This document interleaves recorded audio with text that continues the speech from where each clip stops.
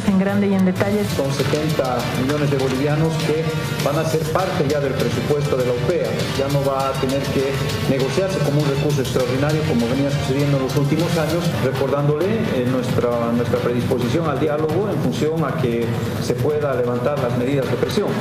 Tenemos un déficit de 152 millones para salir de esta gestión. Esa es la base con la que estamos trabajando. ¿Por qué no apoyan las otras universidades del país? Que afectaría el presupuesto si es que se modifica. Vamos a garantizar para todos los años que necesitan, de que muchos padres de familia están reclamando que sus hijos están yendo por nota. Estamos con la decisión de fallecer. Ya me he despedido de mi familia y lo vamos a hacer hasta que el gobierno nos escuche. El Ejecutivo y el Legislativo está planteando la voluntad de poder solucionar este conflicto.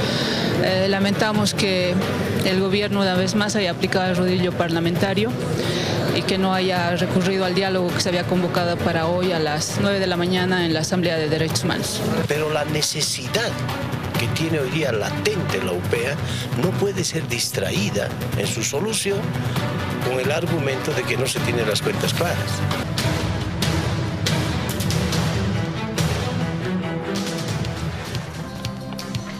Bueno, pero ayer teníamos la presencia de la Universidad Pública del Alto con una explicación en torno a cuáles son sus demandas, por qué el rechazo a esta ley corta, que no les alcanza el dinero, para una explicación que nos daban de becas, de docentes, de estatutos que establecen este movimiento.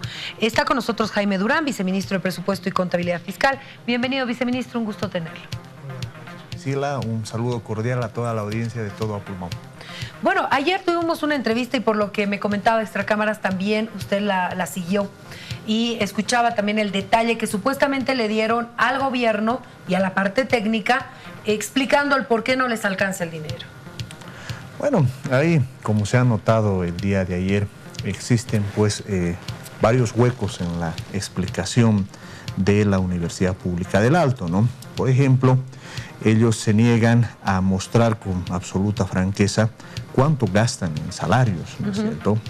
Y eso no es ningún misterio. Ellos gastan aproximadamente anualmente 240 millones de bolivianos en salarios, ¿no?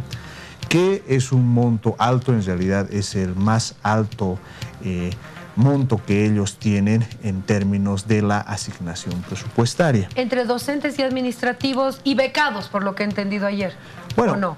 Para más o menos tener un orden de las cifras que ellos tienen, funciona de la siguiente manera de este lado del gasto, ¿no? Ellos gastan 240 millones de bolivianos en salarios, pagan 33 millones de bolivianos en becas, y más o menos estamos hablando de unos 25 millones que utilizan en otros servicios que tienen en relación a su gasto de funcionamiento, ¿no? Luz, agua, todas estas cosas. Todas esas cuestiones, mantenimientos, etc. Entonces, esa es básicamente la estructura de su presupuesto, ¿no? Ahora, ellos decían, y en realidad este tema del déficit, supuesto déficit de los 152 millones de bolivianos, que en realidad nunca han justificado de qué está compuesto ese déficit, ¿no? Ellos utilizan como argumento de que han presentado el reformulado del presupuesto, que en realidad es otra cosa, ¿no? Y ellos presentan un reformulado por 64 millones de bolivianos, ¿no? Pero aún desmenuzando, digamos, lo que ellos pretenden realizar, en realidad estamos hablando de un incremento de un 25% en su planilla salarial. O sea, si usted quiere, de ahí nace su supuesto déficit, ¿no es cierto? Pero se entiende... ¿Son 25% de incremento salarial? En su planilla salarial, o sea, el monto de los 240 millones de bolivianos, ellos quieren incrementarlo en un 25%. ¿Y por qué? O sea, estableciendo el incremento salarial establecido por el gobierno, doble aguinaldo y todo esto. Bueno, básicamente ellos lo que pretenden es incrementar una gran cantidad de docentes y administrativos. O sea, ese es el punto central de lo que ellos proponen, que en realidad no corresponde respecto a cómo funciona o debería funcionar una universidad, ¿no es cierto? En realidad, si uno ve la forma racional en la que debería administrarse, Lo que uno tiene que comparar es el presupuesto que tiene respecto a los resultados que quiere lograr y la cantidad de personal que necesita, ¿no es cierto? Pero se entiende, digamos, que un incremento o un crecimiento de este tamaño no corresponde, ¿no es cierto? Pero, reitero, yo estoy haciendo una inferencia a partir de la información, la verdad, insuficiente que nos han mostrado. Nosotros hemos demostrado técnicamente de que con el incremento de los 70 millones de bolivianos que se está dando, ellos pueden tranquilamente cerrar la gestión. Y voy a explicar en sencillito cómo funciona el presupuesto de la universidad. Actualmente, ellos en las tres fuentes más importantes, ¿no es cierto?, que corresponden a coparticipación, a IDH y a subvención, ellos tienen un presupuesto de 226 millones de bolivianos. Es un presupuesto inicial que puede variar porque pueden mejorar las recaudaciones, el precio del petróleo está aumentando, etcétera, pero tomemos estos 226 millones de bolivianos. Más los 70 millones de bolivianos que estamos aprobando, alcanzamos una cifra de 296 millones de bolivianos.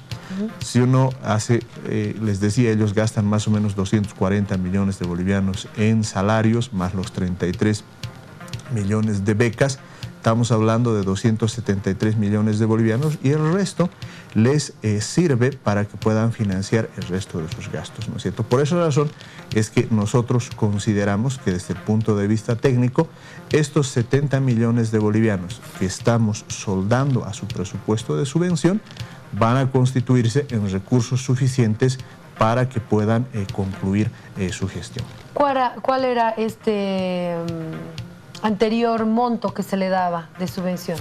Bueno, he traído precisamente un cuadrito que nos ayuda a ilustrar precisamente esto. El monto vigente es de 68.3 millones de bolivianos. ¿Eso es lo que se le daba? Exactamente. Lo que estamos haciendo ahora es incrementar en 70 millones de bolivianos. El monto que se consolida a favor de la universidad llega a 138 millones de bolivianos. Ahora, primer elemento. Esto significa un incremento del 103%, es decir, estamos duplicando el monto de la subvención, primer elemento. Y segundo elemento, ¿cómo garantizamos la sostenibilidad en los siguientes años? Que esto ya no forma parte de la subvención extraordinaria. Subvención extraordinaria quiere decir que solo se da por una gestión, sino se suelda al presupuesto de la universidad y estos 70 millones vamos a dar en forma permanente los siguientes años. Es decir, de esta fuente van a tener 138 millones de bolivianos, ¿no? Eso es lo que el día de hoy se ha aprobado en la Cámara de Diputados de la Asamblea Legislativa. Quiero mostrarle, viceministro, por favor, cuál es la reacción del rector ante la aprobación de esta norma en la Cámara de Diputados. Esa se presina una multitudinaria marcha de docentes, administrativos y estudiantes de la UPEA que está terminando de recorrer la movilización por los alrededores de Plaza Murillo Presila. Estos están rechazando la aprobación del nuevo proyecto de ley, la que pasó a Senado. Nos encontramos con el rector, si me permite, rector, buenas noches. Bueno, ya terminando una multitudinaria marcha que ha participado en esta jornada, ¿no? Realmente indignados porque se quiere aprobar un proyecto de ley que no ha sido consensuado, unilateralmente lo están aprobando y eso no vamos a permitir. Anoche hemos rechazado este proyecto de ley. Bueno, ¿cuánta gente ha participado? Tenemos que la convocatoria ha sido aceptada. Es que la universidad sabe que estamos en problemas, por lo tanto todos los estudiantes y docentes están participando acá. Es una marcha pacífica, ¿no? Exactamente, siempre ha sido pacífica nuestras marchas. Ahora, ¿qué van a hacer ustedes? ¿Van a continuar con las movilizaciones? Exactamente, vamos a seguir con las movilizaciones porque la universidad está en estado de emergencia. En horas de la mañana no han asistido autoridades de gobierno. ¿Ustedes cómo califican eso? Bueno, no sé prácticamente qué adjetivos utilizar, pero se nos han hecho la burla. Estaban aprobando un proyecto que no es consensuado, nos vamos mandando notas para que dialoguemos y llegamos a un consenso. No hay tal a la comunidad boliviana, ¿no? Que nosotros estamos siempre mostrados al diálogo, pero ahora tenemos que hacer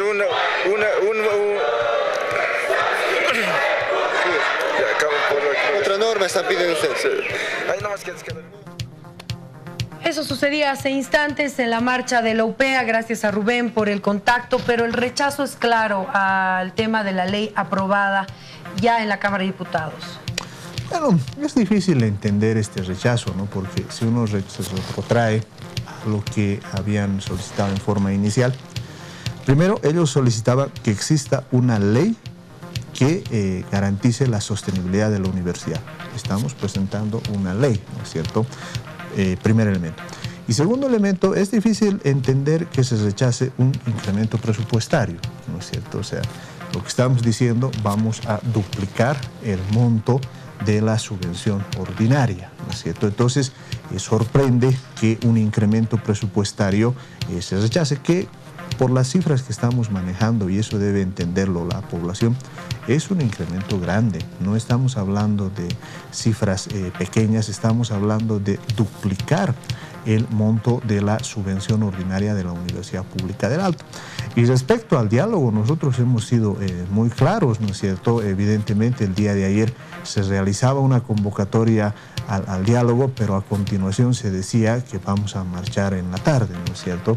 Y sensiblemente en el último intento de diálogo que hemos tenido en la vicepresidencia, si ustedes recuerdan, lo que hemos tenido es un diálogo donde estábamos cercados, todo el tiempo estallaban los petardos, ¿no es cierto? O sea, incluso era difícil conversar y ver los números. Y por el otro lado, ni bien habíamos hecho nosotros una propuesta, inmediatamente sin mayor análisis, porque se entiende que tienen sus instancias de análisis, ellos se declararon en huelga de hambre. Abrimos un espacio hace 2 domingos para que hagamos un diálogo técnico. En ese diálogo técnico lo que teníamos que revisar básicamente son las cifras que ellos tienen, contrastar con las nuestras, pero a las 7 de la noche, como es de conocimiento público, ellos abandonan el diálogo técnico. Entonces, se ve que hay varios componentes de carácter político. Yo noto de que se trata de priorizar más un diálogo político que técnico, ¿no es cierto? Y se entiende que en realidad la administración de los recursos debe realizarse en forma responsable. Nosotros, por presión, no podemos otorgar presupuestos, los mismos tienen que ser adecuadamente justificados. Bueno, ayer recibíamos una explicación en torno a que a este 60 y... si me permite, por favor, este monto, el 68,3, la universidad requiere 152 millones más y que los 70 no llega a ser ni la mitad de este monto. Esa sería la cifra que ellos necesitan, aseguran, que además iría solamente a salarios de los docentes y administrativos y cubrir todos los beneficios que se requieren.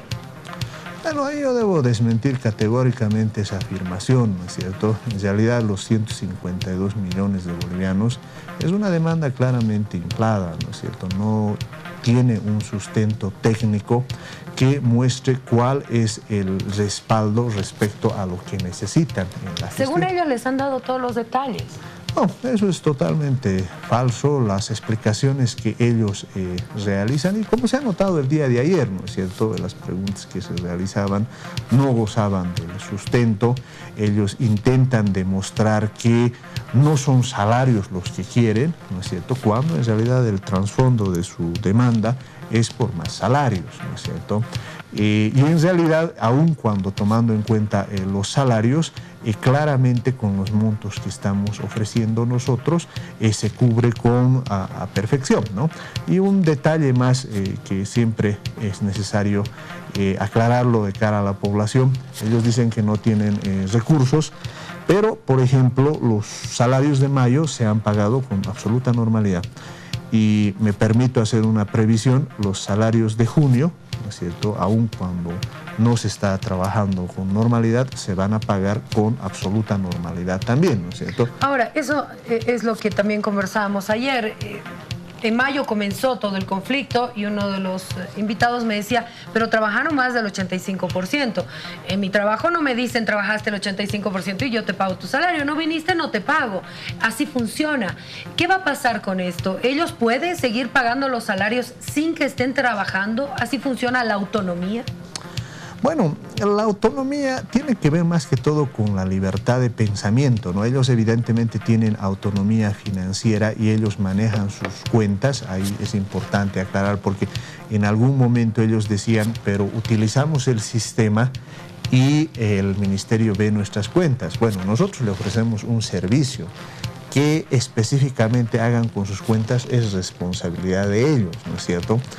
Y en este sentido, desde nuestro punto de vista, es criticable que ellos estén pagando salarios sin trabajar. O sea, ahí estoy haciendo yo una crítica que compartirá conmigo la población, porque en realidad tanto el personal docente como los administrativos, su función es enseñar. Y yo quiero recordar a la población universitaria, y esto no es ningún secreto en todas las universidades, junio es un mes especial, es un mes en el cual los catedráticos entregamos las notas, procesamos toda la información para abrir el siguiente semestre, ¿no es cierto? Bueno, hay carreras anuales, pero en general se maneja en forma semestral y a mí me preocupa honestamente de que esta situación está perjudicando seriamente a los universitarios y en general cumplimos pues un calendario académico que no se puede extender y en ese sentido todo este tiempo que lamentablemente no se están pasando clases no se va a poder recuperar. Uno siempre dice puedo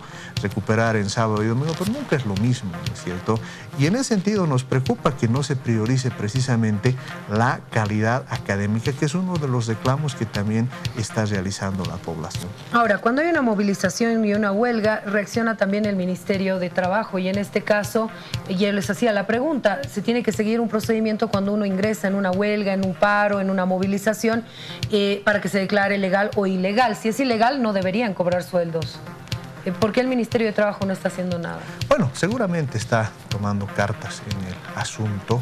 Ellos tienen sus propios procedimientos, pero yo comparto contigo, Priscila, en el sentido de que hay ciertas cosas que se tienen que mantener, ¿no es cierto? Es decir, todos, y creo que ningún trabajador es la excepción, nos pagan por día trabajado, ¿no es cierto? En mi caso, por ejemplo, si 2 días me falto, son 2, bueno...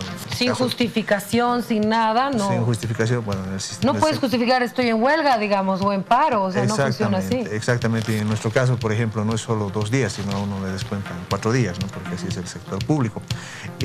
Forma parte precisamente de este manejo poco convencional, un manejo irregular que tiene la universidad, ¿no? Y el día de ayer también, Priscila, tú mencionabas el tema de las auditorías, ¿no es cierto? Y ellos reconocen, la verdad que reconocen 2 cosas. Uno, que las auditorías detectan ineficacia, es decir, los recursos del IDH no están siendo adecuadamente utilizados. El segundo tema que se admite también es que una de las auditorías, por ejemplo, encuentra indicios de responsabilidad por la función pública, ¿no? Entonces es grave. Eso quiere decir que en realidad se está detectando que no se han manejado los recursos. El tercer tema que a mí me parece que es bueno que conozca la población es que las propias auditorías internas destacan que la información financiera es no confiable, ¿no es cierto? Y eso de la no confiabilidad es grave. ¿Qué quiere decir?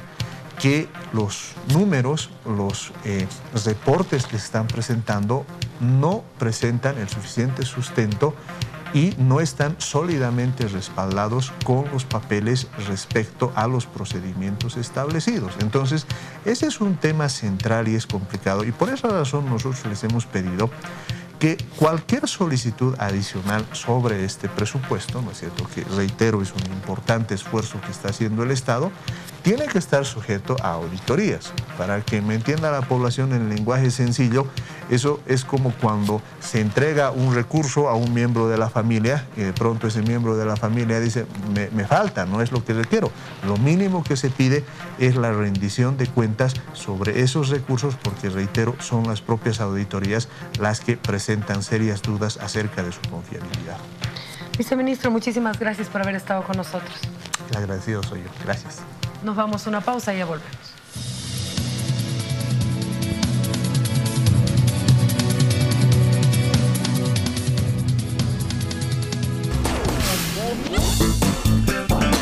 Ya volvemos con